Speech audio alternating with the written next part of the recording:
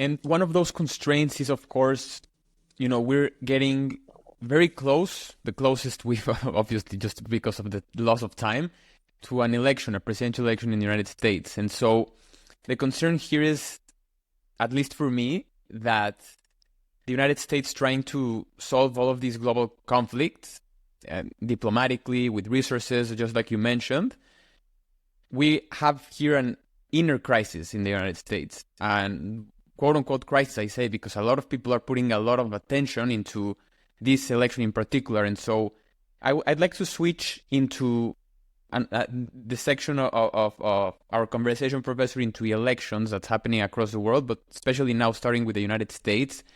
We've seen the Republican arena candidates just narrowing down into two mainstream candidates. Others are still trying to contend.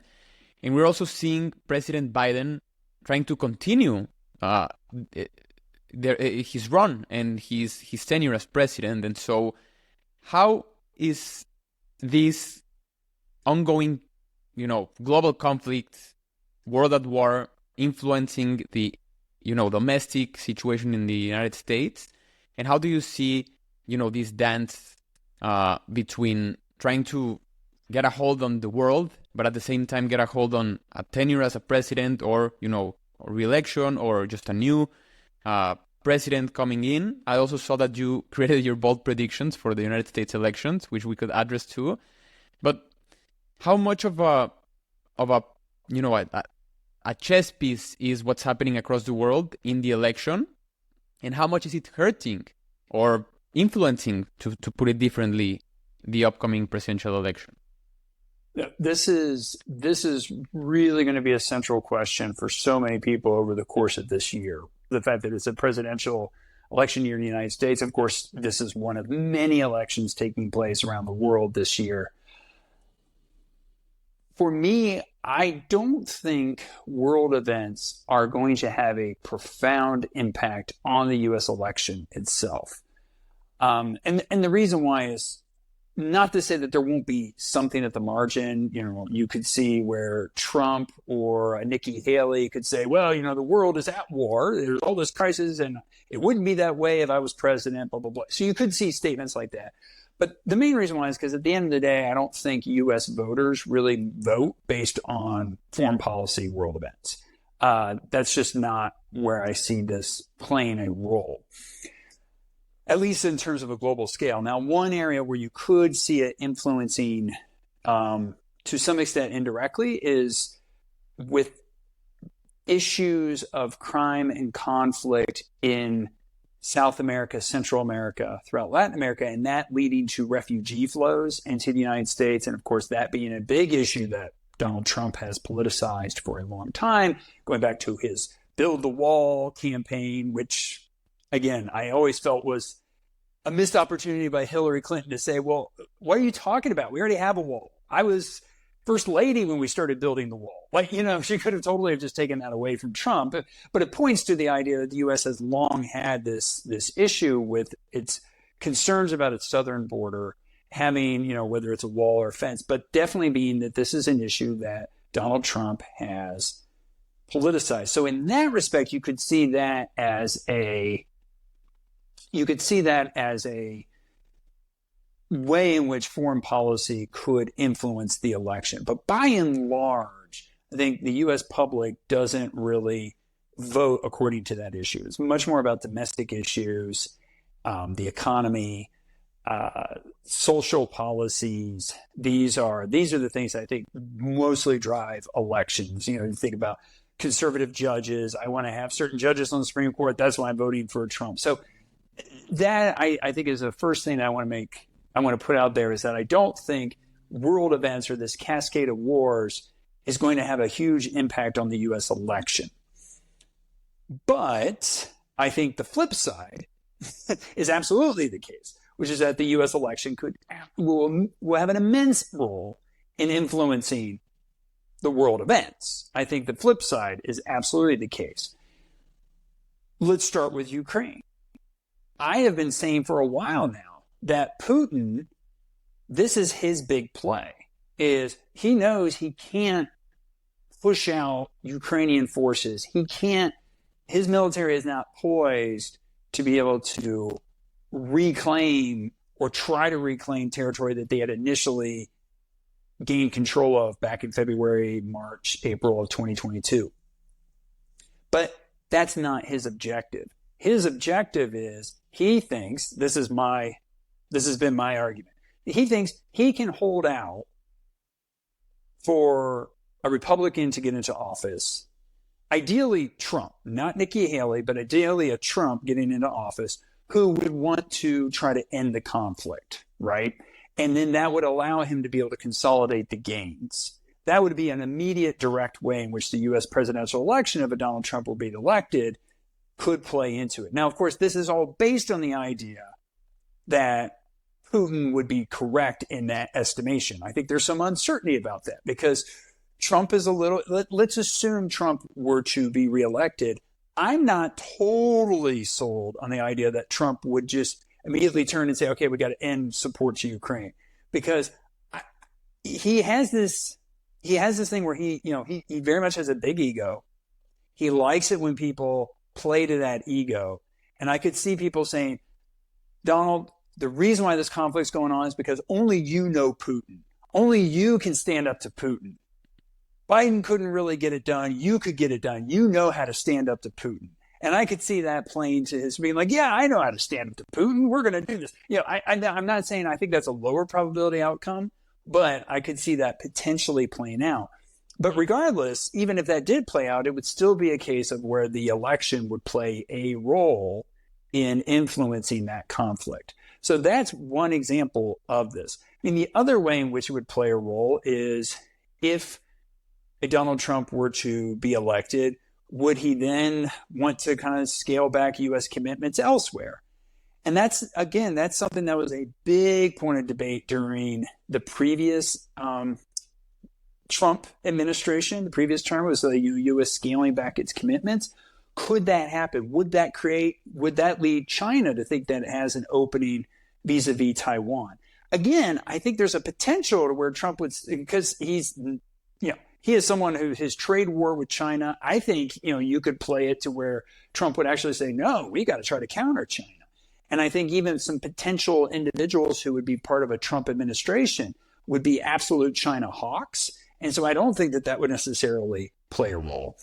But the potential is still there. And that's another way in which we could see that the U.S. presidential election, how it turns out, could absolutely shape these things. Now, of course, all my examples are dealing with Trump.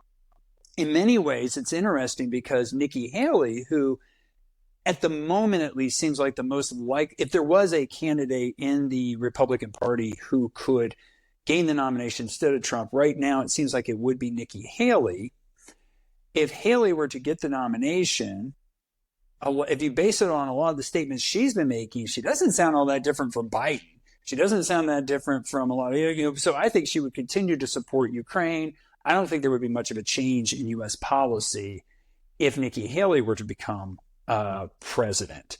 But if Trump were to become president, then it's a little bit more of a wild card. Actually, it's a lot more of a wild card because there's this great concern that he would actually dial back U.S. commitments.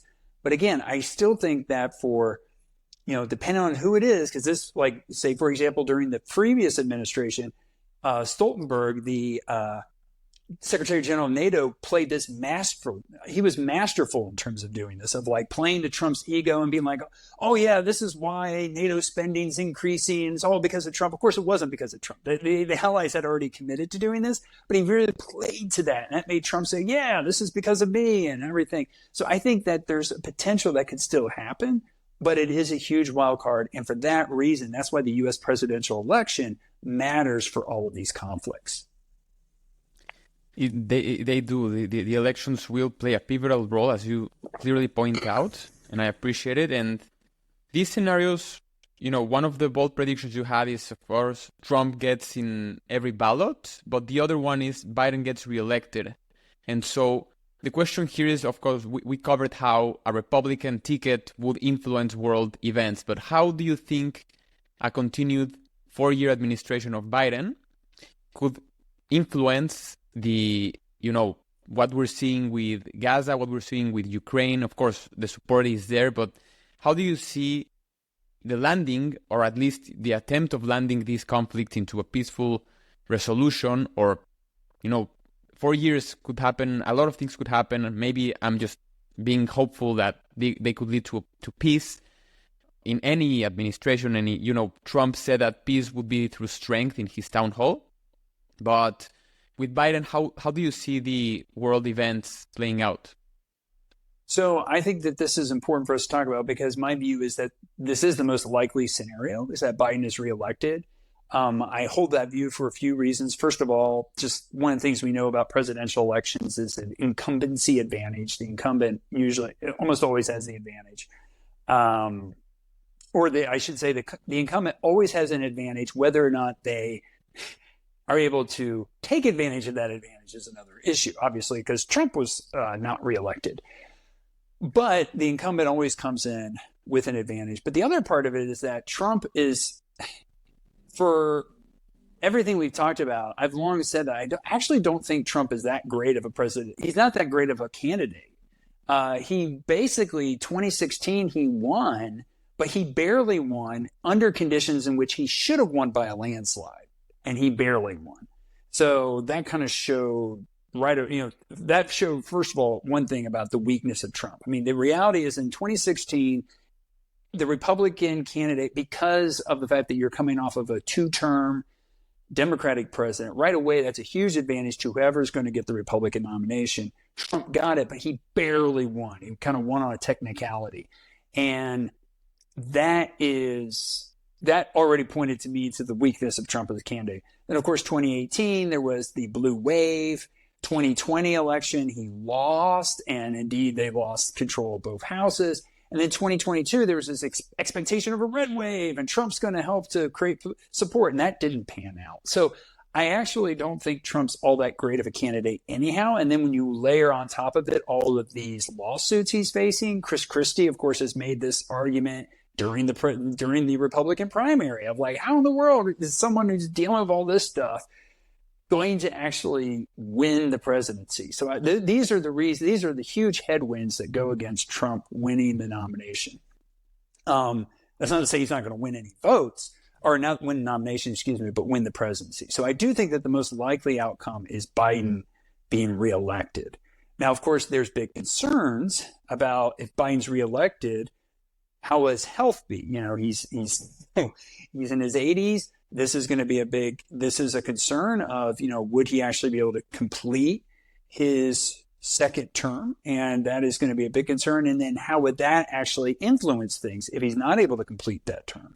If Harris continues as the vice president, what kind of policy preferences would she want to implement? Would she just follow the same line as the Biden administration? Would she try to bring in her own views on this? Her own preferences with this, and to what extent do those preferences differ from Biden? Those are the open questions. But obviously, if Biden wins re-election, I think someone like a President Zelensky of Ukraine is going to have a big sigh of relief, because it eliminates that uncertainty that I was talking about with a Trump. But the question would be is, how much could that be maintain? What will happen over the course of a 4-year Biden administration? To what extent would Biden himself still be in a position to actually be able to put forward, U.S. leadership on all of these issues? That's going to be a huge question. And that could be something that in turn works against him in the general election. But the only reason it wouldn't is Trump himself is quite a bit older, right? This is a whole other issue of the fact, and many people are pointing this out, that the U.S. presidential election could come down to two people who are either 80 or pushing 80. And it's like, what does that mean regardless of who wins the election? Trump is not the best health in the world, right? What could happen if he's president, and would he even be able to be in a condition to complete a second term from a health standpoint? These are big issues, big questions we have. But with Biden, I think at first there would be a sigh of relief with respect to supporting these conflicts. But there would be another form of uncertainty, which is, well, is Biden going to be there for 4 years to be able to continue to pursue U.S. policy the way he wants to pursue it?